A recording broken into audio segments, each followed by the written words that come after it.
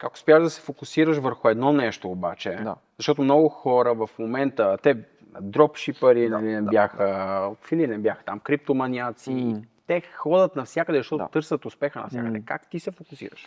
Има една книга, която ми промени мисленето, The One Thing се казва, като истината е, че първият въпрос, който мога да задам на този тип хора, които си мислят, че трябва 5 източника на финанси, за да забогатееш, е кой е милиардера, който познаваш, който с дропшипинг, с SMMA, с еди си какво си, с крипто, с трейнинг, с такова нещо е забогатял. Няма такъв. Няма. Винаги е едно нещо. И по същия начин книгата учи това, че дори аз замисляйки се, между другото, преди да продължа с този пример, че ако аз можеше в мой опит до момента да избера едно нещо, вместо да се разфокусирам между 2, 3, 4, 5, ще аз съм 10 пъти по-надалече, отколкото съм в момента. И именно това да превключваш между първото и второто и обратно и така, това разфокусира. Хората не могат да мултитаскват. Това също е някакъв проблем, който много хора си мислят, че могат, но истината е, че не могат. Ти като човек не можеш да правиш две неща едновременно. Няма просто как. И времето, което губиш между първо и второ, и включително това, че отделяш по 50% на едното и на другото, буквално те кара много по-назад, отколкото ти си мислиш. Включително това от тази книга съм го научил, но другото, което е, че има един въпрос, който аз много обичам. Когато си погледнеш всичките задачи в деня, примерно, трябва да направя това, трябва да отида там, трябва да направя та. Въпросът, който се задаваш, за да разбереш кое да е едното нещо, което ти да преследваш днеска, е следния.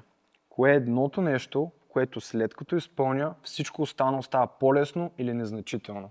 И буквално този въпрос като формулировка може да го минеш през всяка една сфера на твоя живот. Дали ще е приятели, дали ще е фитнес, дали ще е работа, дали ще е някакъв конкретен стартъп, който ползваш, без значение в какво. Този въпрос може да ти помогне да се фокусираш върху едното нещо, което е приоритет. И другото нещо, което искам да кажа тук е, че най-важното е, първото нещо, което трябва да направиш, когато станеш, когато имаш най-много воля, е да започнеш с това едно нещо. Защото волята, както са ние храната, е ресурс. Тя се изразходва. И в един момент едното нещо сутрин е, може би, най-продуктивният хак, който аз съм стигнал да правя. Едното нещо. Едното нещо. Ми ти трябва 100. В момента има епидемия на 100%. мултитаскинг. Брутален стереотип, който смятам, че много повече вреди, отколкото помага. Абсолютно. Да. Абсолютно. Ние от по-старото поколение, аз съм на 32 години, съпругата ми, ако гледа, може би ще ме поправи, може би съм и на 33. Но да речем, че съм на 32. Ние на 32 години сме обучавани, че не се правят много неща наведнъж.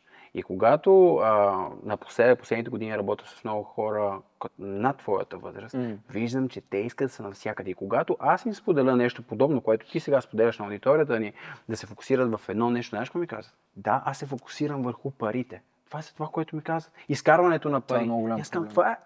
Това е голям проблем. Да.